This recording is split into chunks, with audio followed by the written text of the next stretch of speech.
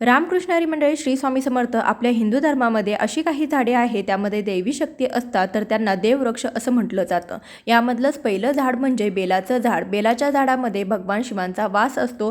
या झाडांना किंवा या झाडाचं बेलपत्र भगवान शिवांना अर्पण केल्याने आपल्याला भगवान शिवांचा आशीर्वाद प्राप्त होतो. बेलवृक्ष हे माता पार्वतीच्या घामातून निर्माण झालेलं आहे. स्कंद पुराणानुसार हा देवीचं स्वरूप मानलं जातं, म्हणजेच नवदुर्गेचं स्वरूप आहे. स्कंद पुराणाच्या कथेनुसार बेलवृक्षाच्या मुळामध्ये गिरिजा, खोडामध्ये महेश्वरी, फांद्यामध्ये दक्षिणायनी आणि फळांमध्ये कात्यायनी, फुलांमध्ये गौरी आणि संपूर्ण वृक्षामध्ये माता लक्ष्मीचा वास असतो.